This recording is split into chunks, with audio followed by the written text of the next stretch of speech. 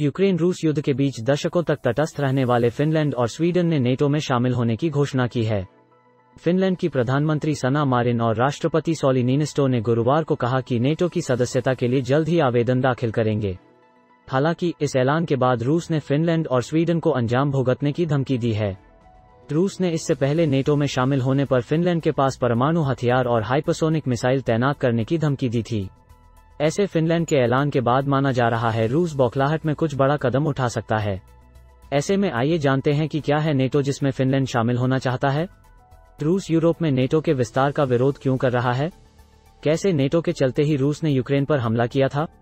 इन सवालों के जवाब जानने से पहले चलिए एक पोल में हिस्सा लेते हैं। है नेटो जिसमें फिनलैंड शामिल होना चाहता है? नेटो का पूरा नाम नॉर्थ अटलांटिक ट्रीटी ऑर्गेनाइजेशन है।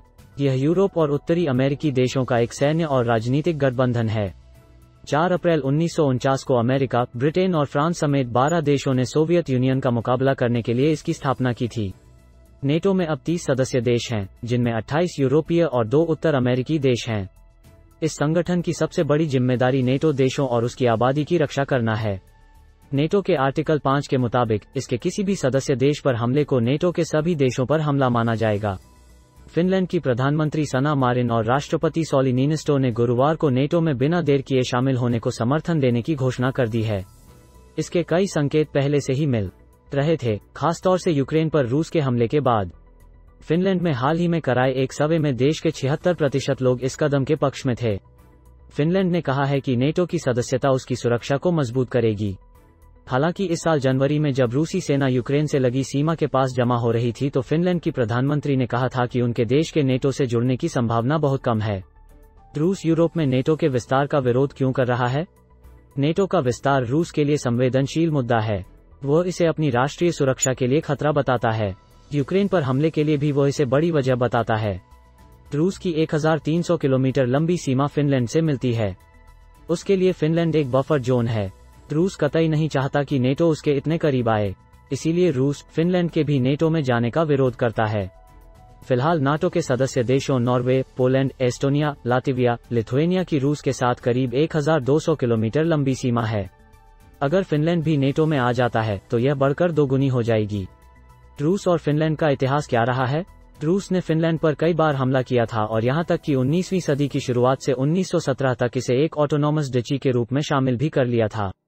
फिनलैंड पर रूस का आखिरी हमला नवंबर 1939 में हुआ था।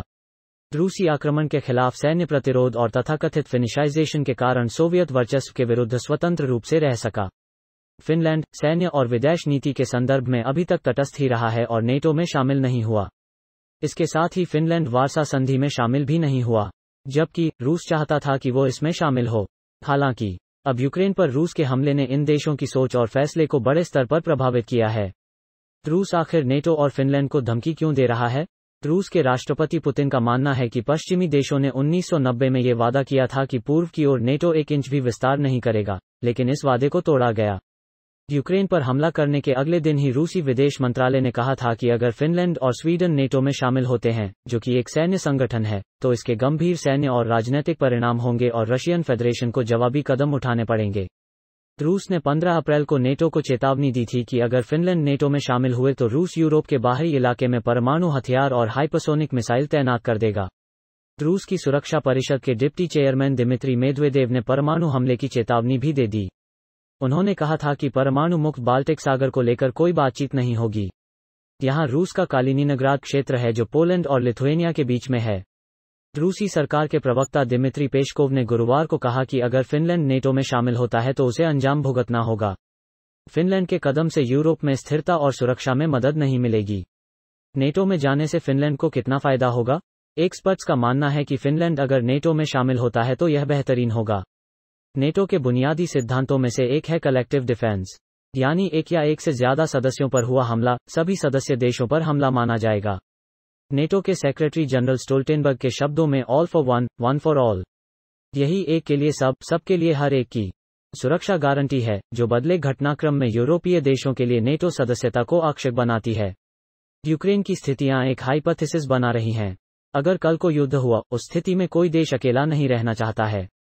कई एक्सपर्ट्स ने इस बात को लेकर चिंता जाहिर की है, जैसा कि स्वीडन और फिनलैंड नेटो का सदस्य बनने को लेकर सक्रियता दिखा रहे हैं, तो उन्हें लेकर भी रूस वही रुख अपना सकता है जो उसने यूक्रेन के खिलाफ अख्तियार किया। कुछ एक्सपर्ट्स का कहना है कि रूस जिस तरह की धमकियां दे रहा है वो कुछ और नहीं बल्कि उसकी निराशा और असंतोष को दिखाता है। वो कहते हैं कि रूस की सेना यूक्रेन में युद्ध में शामिल है और ऐसे में उसके हाथ बुरी तरह से फंसे हुए हैं और ऐसे में वो इस स्थिति में नहीं है कि वो फिनलैंड पर हमला कर सके। नेटो का क्या रुख है?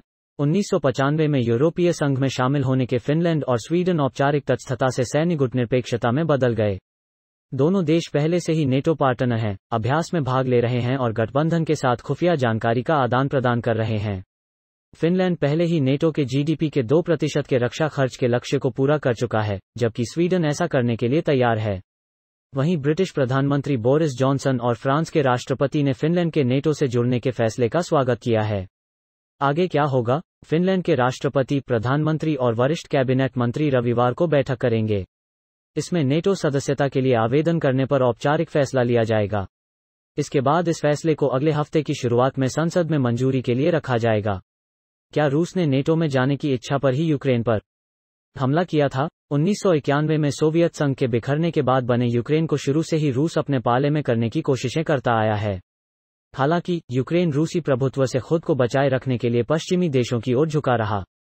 दिसंबर 2021 में यूक्रेन ने अमेरिकी दबदबे वाले दुनिया के सबसे ताकतवर सैन्य गठबंधन नेटो से जुड़ने की इच्छा जाहिर की थी। यूक्रेन की ये कोशिश रूस को नागवार गुजरी और उसने यूक्रेन पर फरवरी में हमला कर दिया। दरअसल यूक्रेन की रूस के साथ 2200 किलोमीटर से ज्यादा लंबी सीमा है। रूस का मानना है कि अगर यूक्रेन नेटो से जुड़ता है तो नेटो सेनाएं यूक्रेन के बहाने रूसी सीमा तक पहुंच जाएंगी। ऐसे में रूस की राजधानी मॉस्को की पश्चिमी देशों से दूरी केवल 640 किलोमीटर रह जाएगी। अभी ये दूरी करीब 1600 किलोमीटर है।